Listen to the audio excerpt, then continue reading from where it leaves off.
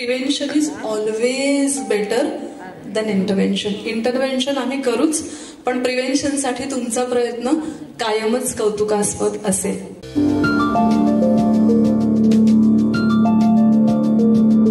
आवर्जून आमच्यापर्यंत पोचायचा प्रयत्न करा.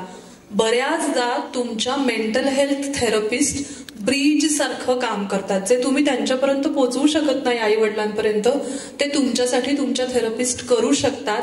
सो आपण इथून पुढं सायबर वॉरियर तर होणारच आहोत, पण आपण मेंटल हेल्थ वॉरियर सुद्धा झालं पाहिजे. थँक्यू. आणि फक्त आपल्यासाठीच नव्हे. कसं ओळखाल तुम्ही की एखादा अशा कुठल्या तरी प्रॉब्लेम मध्ये माझा मित्र किंवा मैत्रीण फसलीये? 2-3 गोष्टी सांगते. ही लोक कायम स्वतःच्या विचाराच्या ट्रान्समध्ये दिसतात. अचानक त्यांची चिडचिड वाढते, झोपेच्या कंप्लेंट्स कमी होतात, खूप वजन वाढतं किंवा खूप कमी होतं. आणि तुम्ही जेव्हा त्यांच्याशी बोलण्याचा प्रयत्न करता तेव्हा ते तुम्हाला झिडकारतात. जर असं कुणीही तुमच्या आजूबाजूला दिसत असेल तर कदाचित तुम्ही बोलू शकलात तर उत्तम गोष्ट आहे, पण नाही बोलू शकलात तर माझा एक मेसेज पोचवाल का? पोचवाल सगळे? Exit is possible whatever you are facing. Don't even ask की तुम्ही काय फेस करताय. फक्त सांगा की हे जे काही तू फेस करतोयस त्याच्यातून एक्झिट पॉसिबल आहे. राईट? आणि मग म्हणून आम्ही सगळे टीम म्हणून काम करतो.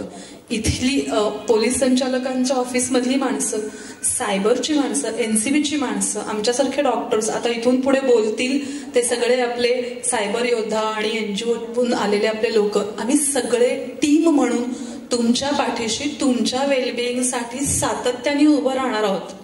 फक्त तुम्ही एक पाऊल पुढे येऊन आमच्याकडे इशारा करा की आम्हाला मदतीची गरज आहे. पुढचं सगळं आम्ही टीम म्हणून सांभाळून घेऊ. कराल एवढं? आणि कुठल्याही पद्धतीची तुमची ओळख बाहेर न सांगता कॉन्फिडेन्शियली हे सगळं काम आपण छान करू शकतो. त्यामुळे इथून पुढे आपण सायबर आणि मेंटल हेल्थ वॉरियर म्हणून काम करणार आहोत. आणि आपल्यासाठीच नव्हे तर आपल्या प्रत्येकाच्या जवळपास असणाऱ्या प्रत्येक व्यक्तीसाठी. थँक्यू.